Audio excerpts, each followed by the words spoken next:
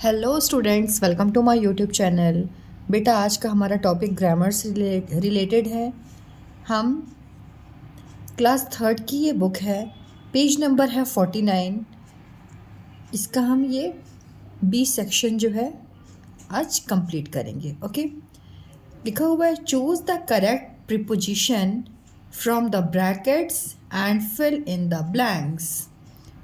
आपको यहाँ पे ब्रैकेट्स में ऑप्शंस गिवन है, जो करेक्ट ऑप्शन है उसको आपको यहाँ पे फिल करना है। ओके, तो देखिए क्या लिखा हुआ है। Urmila is putting the clothes dash the box.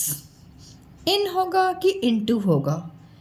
इन का मतलब होता है बेटा जो चीज़ उसके अंदर हो, मीन्स उसमें मूवमेंट नहीं हो। ओके, और इनटू का मतलब होता है उसमें मूवमेंट हो। जैसे Urmila is putting the clothes, कपड़े डाल रही है बॉक्स में, तो इनटू का यूज़, इनटू मतलब होता है उसमें मूवमेंट हो। ओके, तो कपड़े डालना, कपड़ा मूव कर रहा है ना, तो इनटू होगा। Into is right preposition. Okay, into. Okay, we are going, हम जा रहे हैं डैश द मार्केट। यहाँ पे इनटू लिखा हुआ और यहाँ पे टू लिखा हुआ है ना। तो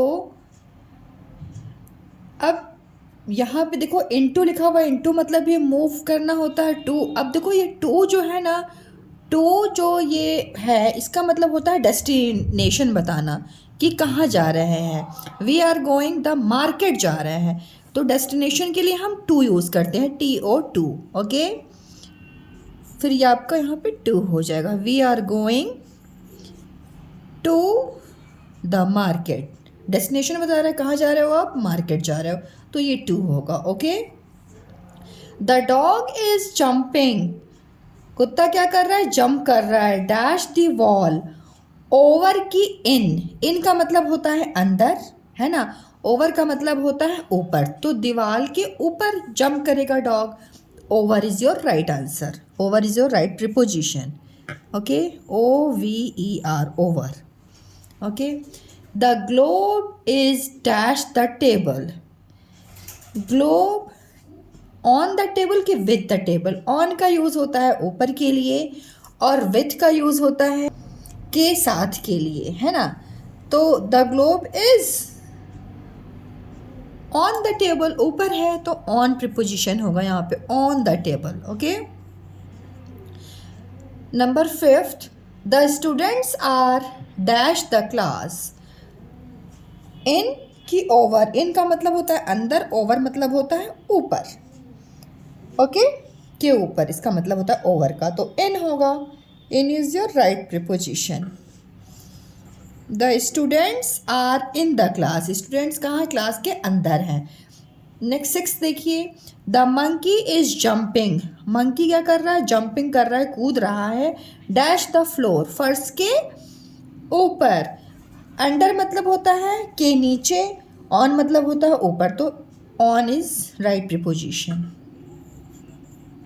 the monkey is jumping, monkey jump कर रहा है ऑन द फ्लोर, फ्लोर के ऊपर।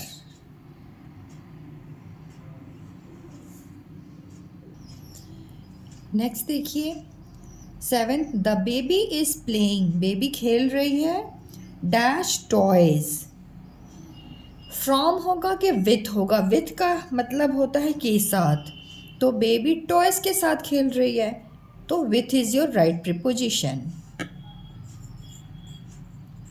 Okay, 8, Tanu is sleeping, Tanu सो रही है डैश द क्रेडल। क्रेडल होता है छोटे बच्चों का पालना, ओके, जिसपे छोटे बच्चे सोते हैं, तो इन होगा कि behind, which is right preposition, कौन सा प्रीपोजिशन राइट होगा बताइए आप। इन, वेरी गुड, अंदर, क्रेडल के अंदर ही तो झूलेगी वो, सोएगी।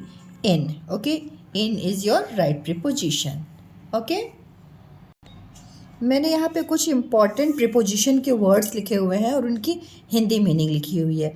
इसको आप समझ जाइए ना, तो आपको फिल करना और ज़्यादा इजी हो जाएगा। ओके, ऐट का मतलब होता है बेटा पर, इन का मतलब होता है में, ऑन का मतलब होता है पर,